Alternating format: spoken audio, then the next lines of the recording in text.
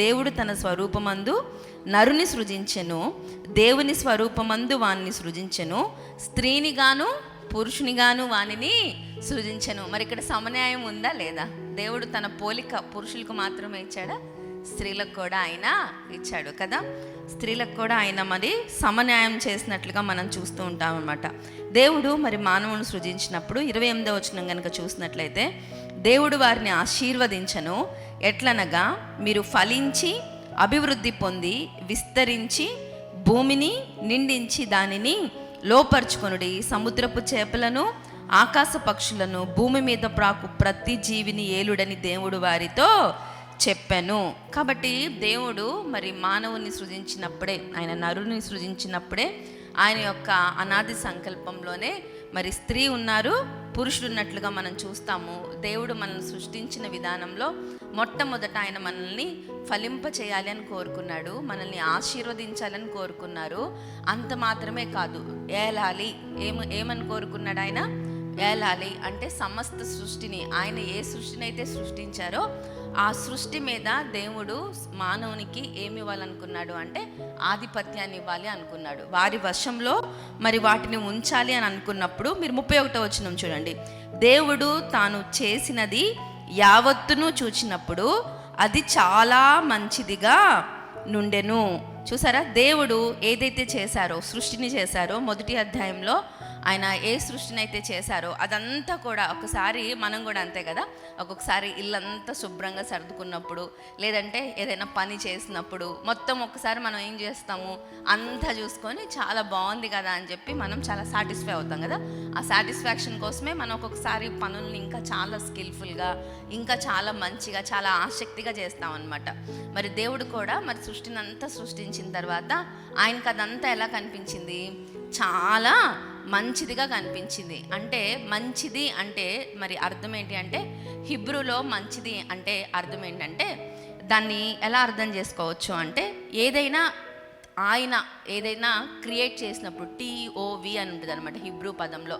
అర్థం ఏంటి అంటే, ఆయన సృష్టించింది ఏదైనా సరే ఆయన సృష్టించిన విధానంగా, ఆయన అనుకున్న రీతిగా అది పని చేయగలిగితే, సామర్థ్యం చేయగలిగినతే, ఆయన అనుకున్న విధంగానే ఆయన దృష్టిలో ఒక సామర్థ్యత కలిగి, ఒక ఎబిలిటీ కలిగి పని చేయడం అనేది మరి దేవుని దృష్టిలో చాలా మంచిది. అందుకే కదా మీరు ఈ సృష్టిని అంతా చూసినట్లయితే ఆయన వెలుగు, చీకటి, ఈ యొక్క సూర్య నక్షత్రాలు, జంతువులు, ఈ యొక్క వృక్షాలు అన్నీ ఆయన సృష్టించినప్పుడు అవి సృష్టించినది, దేవుడు సృష్టించినది మొదలు నేటి దినం వరకు దేవుడు వాటిని ఏ విధంగా సృష్టించాడో, ఏ పని చేయాలని సృష్టించాడో, ఏ క్రమంలో సృష్టించాడో అవి అదే రీతిగా ఏం చేస్తూ వస్తూ ఉన్నాయి, పని చేస్తూ వస్తూ ఉన్నాయి. సూర్యుడు చేసే పనిలో కానీ, చంద్రుడు చేసే పనిలో కానీ దేవుడు సృష్టించిన ఏ జీవైనా మానవుడు తప్పించి వారు చేసే పని విధానంలో ఏదైనా మార్పు వచ్చిందా అంటే, దేవుడు ఏ పర్పస్తో అంటే ఒక పర్పస్, ఒక ఉద్దేశం, దేవుడు సూర్యుడిని, చంద్రుడి, నక్షత్రాలని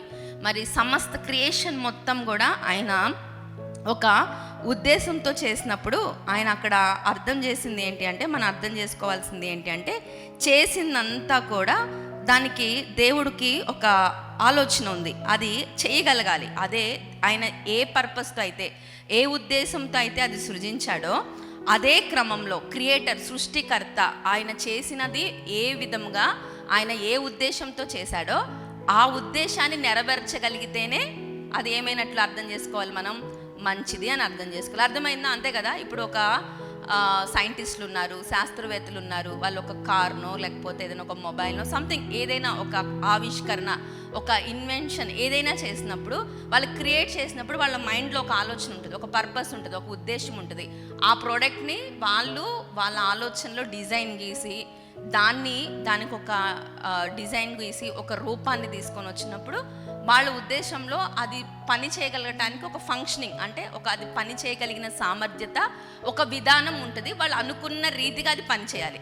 ఒకవేళ అది అనుకున్న రీతిగా వాళ్ళు పని చేయకపోతే వాళ్ళు ఏం చేస్తారు, దాన్ని చెక్ చేస్తారు, మరలా ఏం చేస్తారు, మరలా ఏమన్నా కరెక్షన్స్ ఉంటే మళ్ళీ వాటిని చేసుకుంటారు. అంటే ఫైనల్లీ ఆ బయటకు వచ్చే ప్రోడక్ట్ అనేది వాళ్ళు అనుకున్న విధంగా, క్రియేటర్ ఎవరైతే ఇన్వెస్ట్ చేశాడో, ఎవరైతే డిజైన్ చేశారో వాళ్ళు చేసినటువంటి ఆ యొక్క ప్రోడక్ట్ కావచ్చు, ఆ యొక్క వస్తువు కావచ్చు, వాళ్ళు అనుకున్న విధంగా అది పని చేస్తేనే అప్పుడు వాళ్ళు ఏమంటారు, ఇది బాగా పనిచేస్తుంది, దీన్ని మనము మార్కెట్లోకి విడుదల చేయొచ్చు అన్న కాన్ఫిడెన్స్ ఉంటుంది. అప్పుడు మాత్రమే దాన్ని మార్కెట్లోకి పంపిస్తారు. లేదంటే చిన్న ప్రాబ్లం ఉన్నా కానీ ఎంత ప్రొడక్షన్ అయినా ఆపేసి మళ్ళీ రీచెక్ చేసుకొని మళ్ళీ వాళ్ళు అనుకున్న విధంగానే మరలా ఆ యొక్క వెహికల్ కావచ్చు, ఏదైనా కావచ్చు, ఒక వస్తువు పనిచేసే అంతవరకు వాళ్ళు పర్ఫెక్ట్ డిజైన్ వాళ్ళు అనుకున్న విధంగా అది పనిచేసేంత వరకు దాని మీద పనిచేస్తూనే ఉంటారు. అప్పుడే దాన్ని మార్కెట్లోకి రిలీజ్ చేస్తారు.